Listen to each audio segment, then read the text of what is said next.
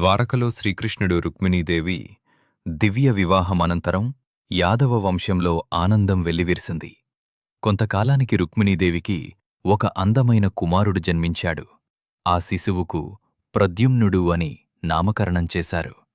ప్రద్యుమ్నుడు సాధారణ బాలుడు కాదు. ఆయన సాక్షాత్తు మన్మథుడు, కామదేవుడు అంశంతో అవతరించాడు. ద్వారకాంతా సంబరాల్లో మునిగిపోయింది. అయితే అదే సమయంలో ఒక దుష్ట రాక్షసుడు ఈ వార్త విన్నాడు.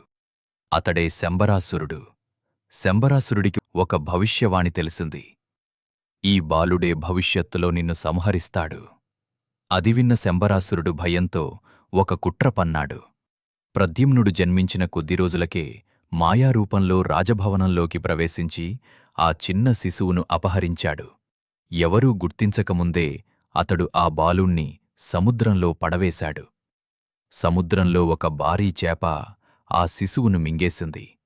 కొన్ని రోజుల తరువాత జాలర్లు ఆ చేపను పట్టుకుని శంబరాసురుని రాజభవనానికి తీసుకెళ్లారు.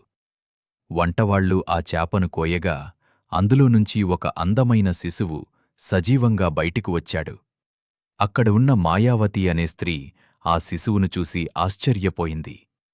ఆ సమయంలో దేవర్షి నారదుడు అక్కడికి వచ్చి ఆమెతో ఇలా అన్నాడు: ఈ బాలుడు సాధారణుడు కాదు. ఇతడు శ్రీకృష్ణుడు, రుక్మిణీదేవి కుమారుడు ప్రద్యుమ్నుడు. భవిష్యత్తులో శంబరాసురుణ్ణి సంహరిస్తాడు. మాయావతి ఆ బాలుణ్ణి ఎంతో ప్రేమగా పెంచింది. రోజులు గడిచాయి.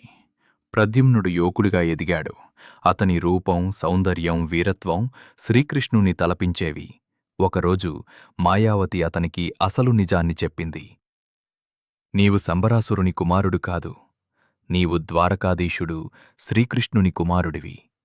చిన్నప్పుడు శంబరాసురుడు నిన్ను అపహరించి సముద్రంలో పడవేశాడు. ఈ విషయం విన్న ప్రద్యుమ్నుడు ఆశ్చర్యపోయాడు. మాయావతి అతనికి మహామాయా విద్యను బోధించింది. ఆ విద్యతో శంబరాసురుని మాయాశక్తులను జయించవచ్చని వివరించింది. ప్రద్యుమ్నుడు వెంటనే శంబరాసురుని యుద్ధానికి ఆహ్వానించాడు. శంబరాసురుడు భీకరమైన మాయలను ప్రదర్శించాడు. ఆకాశం నుండి రాళ్లవర్షం కురిపించాడు. భయంకరమైన రాక్షసులను సృష్టించాడు. పర్వతాలను విసిరాడు. విషసర్పాలను పంపించాడు. కాని ప్రద్యుమ్నుడు మాయావతి నేర్పిన దివ్య విద్యతో ఆ మాయలన్నింటినీ నాశనం చేశాడు. చివరికి ఇద్దరి మధ్య ఘోర యుద్ధం జరిగింది. ప్రద్యుమ్నుడు తన ఖడ్గంతో శంబరాసురుని శిరస్సును ఖండించాడు. ఆ దుష్ట రాక్షసుడు అక్కడికక్కడే మరణించాడు. దేవతలు ఆకాశం నుండి పుష్పవర్షం కురిపించారు. ఆ తరువాత ప్రద్యుమ్నుడు మాయావతితో కలిసి ఆకాశమార్గంలో ద్వారకకు చేరుకున్నాడు.